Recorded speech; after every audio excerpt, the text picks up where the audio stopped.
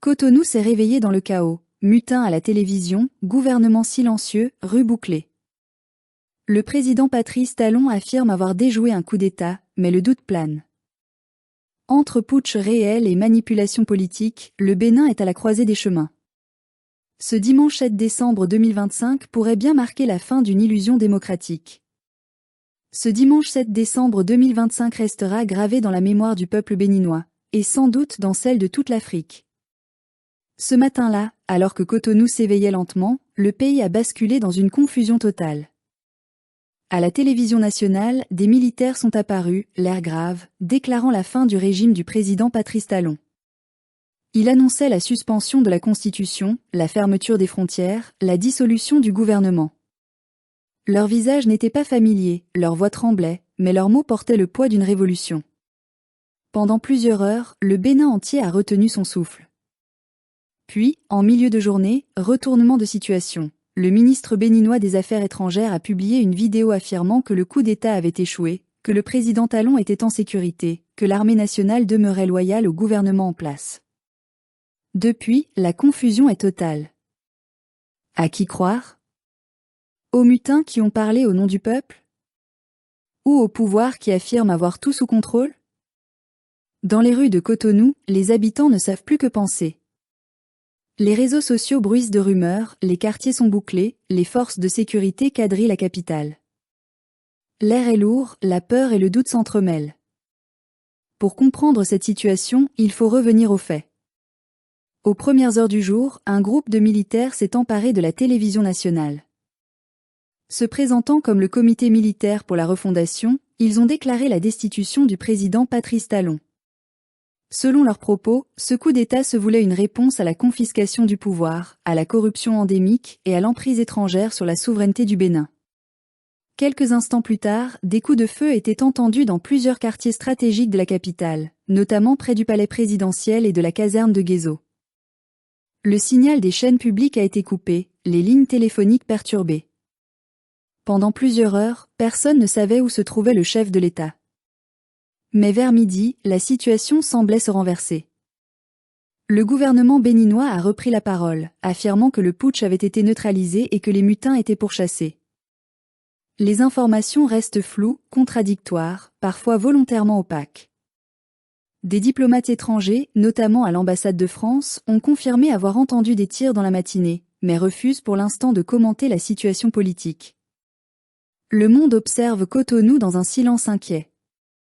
Ce qui se passe au Bénin n'est pas un simple incident militaire. C'est le symptôme d'un mal plus profond, celui d'un peuple qui ne se reconnaît plus dans ses dirigeants, d'une armée divisée entre loyauté et colère, et d'une nation tiraillée entre la volonté d'émancipation et la peur du chaos. Le président Patrice Talon, longtemps célébré comme un modèle de réussite économique et de stabilité démocratique, a, au fil des années, concentré le pouvoir entre ses mains. Les opposants ont été muselés, les élections contestées, les voix discordantes marginalisées. Sous son vernis de modernité et de rigueur, le Bénin s'est lentement transformé en une démocratie de façade, où le pluralisme n'existe plus que dans les discours. Mais il serait naïf de croire que la colère qui gronde au Bénin n'est qu'une affaire interne. Car derrière les tensions nationales se cache l'ombre pesante de l'influence étrangère, celle que nous, Africains, connaissons trop bien. Depuis son accession au pouvoir, Patrice Talon a maintenu des liens étroits avec la France et certains cercles économiques occidentaux. Le Bénin, petit mais stratégique, reste un point d'appui essentiel pour la présence française dans le golfe de Guinée, à proximité du Nigeria et du Togo. Paris n'a jamais cessé de veiller sur Cotonou, non par affection, mais par intérêt. Les bases économiques, la monnaie, les contrats, la coopération militaire, tout demeure sous influence. Ce 7 décembre, les événements au Bénin ressemblent à un écho des révolutions silencieuses qui traversent le continent. Après le Mali, le Burkina Faso, le Niger, c'est désormais Cotonou qui vacille. Chaque fois, la même question revient. S'agit-il d'un coup d'État militaire ou d'une insurrection populaire? S'agit-il d'un soulèvement patriotique contre l'ordre néocolonial ou d'une manipulation orchestrée par ceux-là même qui refusent de voir l'Afrique se libérer? L'histoire récente nous a appris à être prudents. Dans ce continent où la vérité se fabrique souvent dans les laboratoires de la communication politique, tout est possible. Ce qui est sûr, c'est que les peuples ne supportent plus la confiscation de leur avenir. Si cette tentative de putsch est réellement l'œuvre de patriotes béninois, alors elle n'est pas seulement un acte de rébellion, elle est le cri d'un peuple étouffé.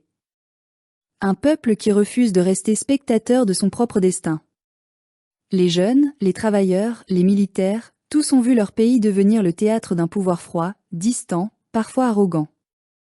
Les promesses de réforme se sont transformées en programmes d'ajustement au service des multinationales. La démocratie est devenue un mot creux. Le peuple, lui, est resté pauvre, désabusé, fatigué. Mais si, au contraire, tout cela n'était qu'un jeu d'ombre?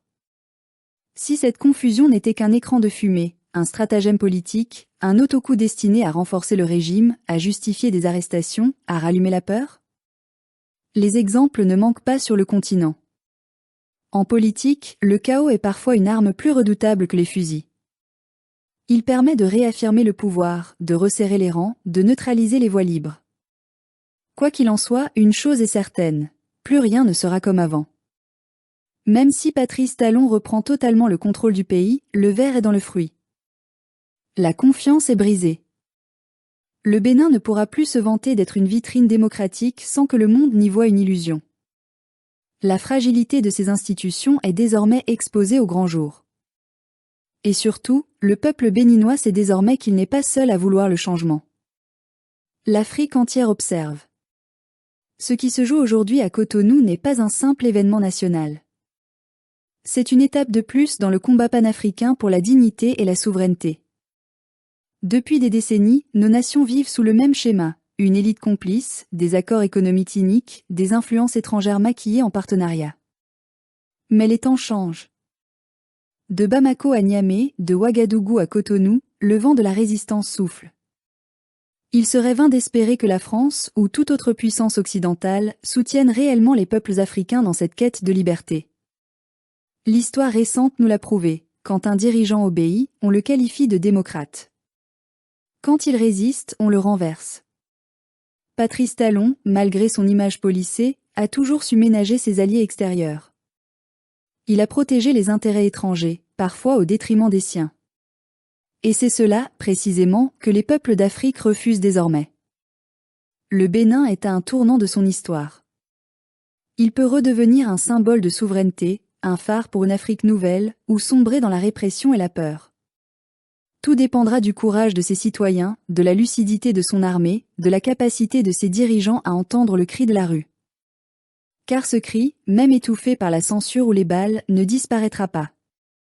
Ce soir, à Cotonou, la confusion demeure. Les rues sont calmes mais tendues. Les familles restent enfermées chez elles, les regards sont inquiets. Personne ne sait si, à l'aube, le pays aura un nouveau président, un régime militaire ou simplement une répression plus dure. Mais une chose est certaine, le peuple béninois vient de rappeler au monde que la liberté n'est pas un don, c'est un combat. Et ce combat, il ne fait que commencer.